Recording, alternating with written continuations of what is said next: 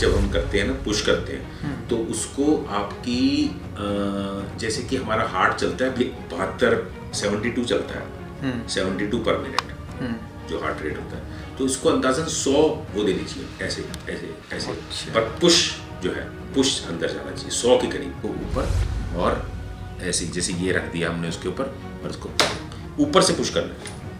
अच्छा, नीचे वाला थंब है। हाँ, नीचे वाला तो स्टेबल रखने के लिए है, और आप अगर ऐसे करोगे इसको ऐसे ना, ये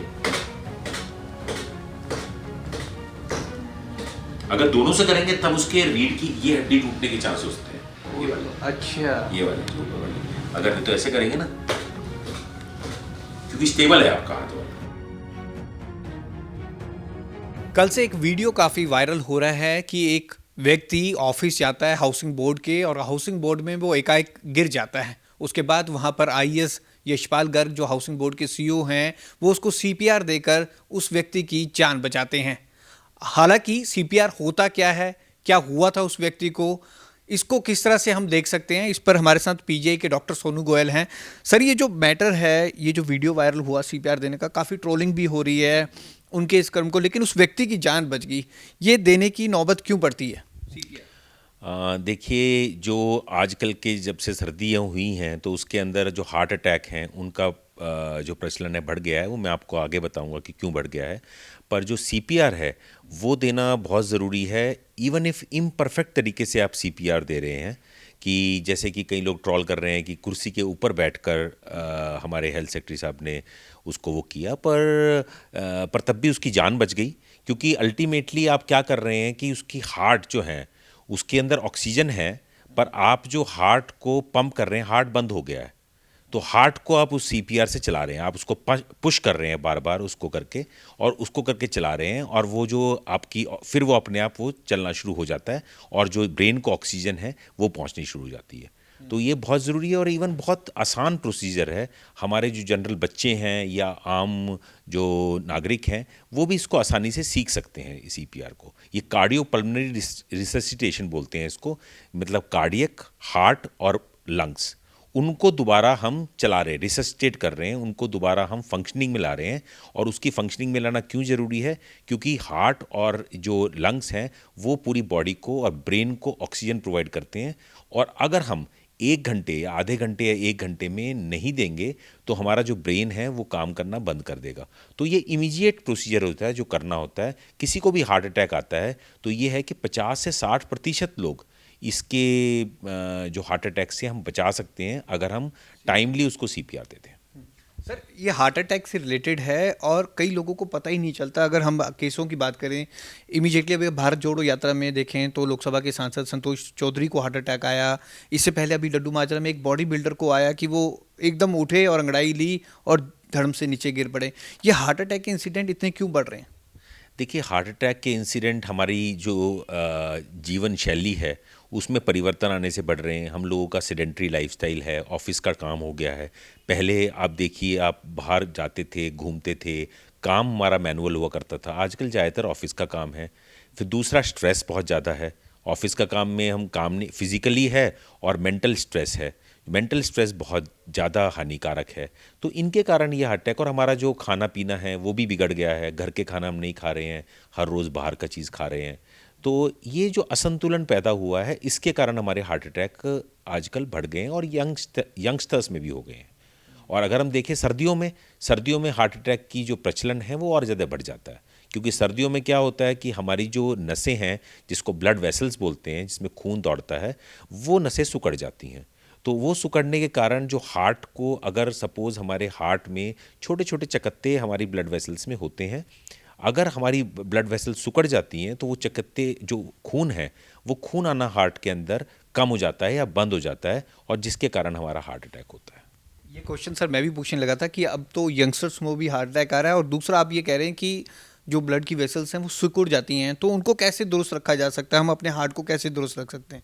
देखिए, बड़ा सिंपल से तरीके हैं। हमारा ऑफिस का लाइफस्टाइल है। हम ये देखें कि हम आज के दिन में हमने 8,000 10,000 स्टेप्स ब्रिस्क वॉक किए हैं कि नहीं किए हैं। सिंपल चीज़ें हैं। अगर हम ऑफिस आ रहे हैं, ऑफिस में कार दूर खड़ी कर सकते हैं और आके वो ऑफिस आ सकते हैं। पास में ऑफिस है तो हम पैदल आ सकते हैं। लंच ब्रेक के अंदर, लंच के बाद आप लंच से पहले ब्रिस्क वॉक कर सकते हैं। अगर ब्रिस्क वॉक, तेज वॉक करनी हो तो हमेशा खाना खाने से पहले करें। खाना खाने के बाद आप स्ट्रॉल कर सकते हैं, आराम आराम से वाला जो है। चौथी चीज़ जो है, खाने पीने के अंदर, ठीक है आप खाना पीना खाइए बाहर जाकर, पर ये नहीं ना कि रोज़ हर दूसरे दिन या हर तीसरे दिन आप बाहर खाना खा रहे हैं। घर का खाना खाइए, फ्रूट्स वगैरह ज़्यादा खाइए, हरी सब्जियां वगैरह ज़्यादा खाइए, और अपना ब्लड चेकअप जो है ना वो कराते रहिए, क्योंकि आधी चीज़ें हमारी ब्लड चेकअप में पता चल जाती हैं। और हम ये भी रिकमेंड करते हैं कि आप अपना हार्ट का चेकअप, लाइक जिसको हम ट्रेडमिल टेस्ट कहते हैं, ठीक है, जिसको हम उसको दौड़ाते हैं उसके ऊपर, और वो देखते हैं कि हार्ट जो है उतनी गति में जब हम तेज़ दौड़ते हैं तब भी अच्छा फंक्शन कर रहा है कि नहीं कर रहा है, तो वो आप करा सकते हैं। सिंपल भाषा में आप ये कर सकते हैं, जैसे हम सीढ़ियाँ चढ़ते हैं, आप 50 सीढ़ियाँ चढ़ जाइए तेज़ी तेज़ी करके। अगर आपको सांस चढ़ रहा है, सांस तो सबको चढ़ेगा, पर क्या आपके हार्ट में पेन वगैरह होती है हमेशा सीढ़ी चढ़ने से? तो ये आसान तरह का TMT है जो हम घर में या कहीं पर भी आसानी से कर सकते हैं बिना पैसे दिए। सर, जिस तरह से आपने कहा कि सीपीआर देकर लोगों की जान जा सकती है, तो सीपीआर के बारे में अगर व्यूअर्स को बताना हो, अगर आपके सामने कभी ऐसी सिचुएशन आ जाए तो वो कैसे दे सकते हैं, और किस तरह से अगर कुछ गाइड करना चाहिए? देखिए, पहले तो उसको सीधे यहाँ पर नीचे आपको ज़मीन के ऊपर उसको सीधा लेटा दीजिए। ज़मीन पे अगर सीधा लेटा दिए, और फिर आपने उसका जो मुंह है वो ऊपर आपने थोड़ी कर दीजिए, जिससे कि आप आसमान में देख रहे हैं। जैसे उसको, जो पेशेंट है उसको ऊपर कर दीजिए ऐसे, जिससे कि उसकी जो नलियां हैं, जो सांस की नलियां हैं, वो पूरी की पूरी आपकी खुल जाती हैं। ऐसे करके आधी बंद रहती हैं, तो ऐसे करके पूरी खुल जाती हैं, उसको पूरा सांस ढंग से आता है।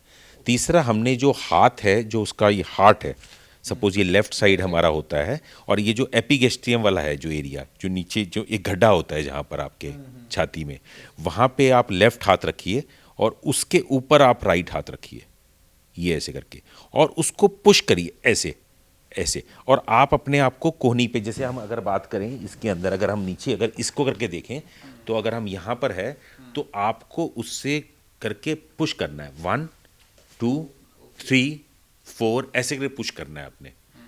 तो आपने बहुत तेज़ी से नहीं करना है कि हाँ जैसे हार्ट बीट होती है ऐसे ऐसे नहीं करना है, ऐसे ऐसे नहीं करना है आपने, ऐसे ऐसे, जिससे कि उसकी हार्ट को हम तेज़ी से पुश कर रहे हैं।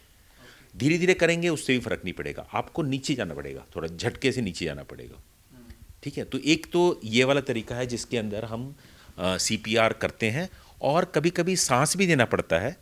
तो आपने सांस देने के लिए, आप जब मुंह ऐसे ऊपर उठा है, उसका मुंह ऐसे ऐसे खोल लिए, और उसके मुंह के साथ आप मुंह लगाकर आप ये बोलते हैं कि 3 से 4 अगर हम ये पुश कर रहे हैं तो एक सांस आप मुंह से मुंह के अंदर दीजिए, ठीक है। तो ये भी एक तरीका है, अगर आपको सांस, अगर आपकी रेस्पिरेटरी वो है तो बिल्कुल, तो ये भी हम साथ में करना हो तो ये कर सकते हैं, बहुत ज़रूरी है ये वाली चीज़ का। लेकिन सर, ये सिचुएशन क्या बता रही है उस व्यक्ति को, अगर ऐसे ही कंडीशन में वो हो जाता है, सीपीआर देकर वो ठीक हो जाता है, तो उसे अपना ट्रीटमेंट कराना चाहिए, डॉक्टर्स को दिखाना चाहिए? उसको अपने टेस्ट कराने चाहिए कि टेस्ट उसके नॉर्मल आ रहे हैं, क्यों हुआ उसको हार्ट अटैक। तो वो बहुत सारे रीज़न हो सकते हैं, जैसे कि उसका हार्ट की अपनी जांच कराए, अपने ब्लड के टेस्ट कराए, जिसमें SGOT SGPT, हम जो कुछ टेस्ट होते हैं जो रेज आते हैं, एक CPK होता है, तो वो सारे टेस्ट रेज आते हैं। इसका मतलब है कि कहीं हार्ट में प्रॉब्लम है, आपकी हार्ट में जो ब्लड वेसल्स हैं या तो सिकुड़ गई हैं, या उसके अंदर चकत्ते जम गए हैं, ब्लड ठीक से हार्ट में पहुंच नहीं रहा है।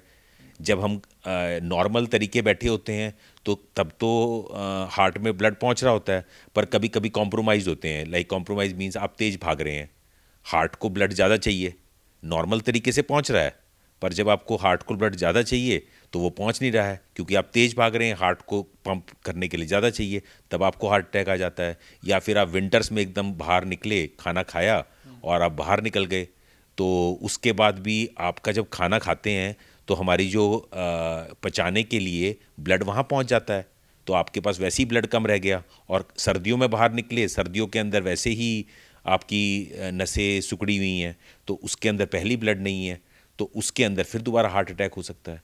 तो इन चीज़ों का, बेसिक चीज़ों का ध्यान रखें तो आपको हार्ट अटैक से बचा। एक चीज़ मैं पूछ रहा था, एक एज बैरियर कहते हैं कि अब यंगस्टर्स की, चलो ओल्ड एज में हम कह सकते हैं कि उन्हें रेगुलर चेकअप कराना चाहिए। यंगस्टर्स की एक एज कि उसके बाद इनको टेस्ट जरूर करवाने चाहिए, उस एज पे को क्या कहेंगे आप, कौन सी एज है उसके बाद? देखिए, पहले तो डब्ल्यूएचओ ने कुछ एज डिफाइन कर रखी थी जिसको 40 ईयर्स हम कहते थे, पर एज धीरे धीरे हमारे जो यंगस्टर्स के अंदर हार्ट अटैक की संभावना बढ़ गई है, तो मेरी हिसाब से 30 से 35 साल के बाद आपको हर साल एटलीस्ट ब्लड टेस्ट कराने चाहिए। और आपको, मैं तो ये बोलता हूँ, अगर आप टीएमटी, जैसे मैंने आपको बताया पहले कि आप तेज़ी से सीढ़ी चढ़ रहे हैं या अप हिल चढ़ रहे हैं, तो अगर आपको नहीं हो रहा है उसके अंदर करके तो आप ठीक हैं। अदरवाइज़ 2 से 3 साल के बीच में अगर आप ट्रेडमिल भी करा लेते हैं तो उससे आपकी हार्ट की शक्ति का पता चल जाता है और फिर आप स्वस्थ रह सकते हैं। हेल्थ मैनेजमेंट पर हमने बात की, सीपीआर देने की बात हो रही है। कल से ये वीडियो लगातार वायरल हो रहा है। डॉक्टर साहब ने खुद करके दिखाया कि सीपीआर देकर उस व्यक्ति की जान मौके पर बचाई जा सकती है। लेकिन यंगस्टर्स में जिस तरह से हार्ट अटैक के मामले बढ़ रहे हैं, डॉक्टर ने जो कहा है कि 35 साल के बाद अपना रेगुलर चेकअप कराएं और खान पान का विशेष ध्यान जरूर रखें। कैमरामैन रजत के साथ भगवत सिंह, पंजाब केसरी, जगबानी टीवी, चंडीगढ़।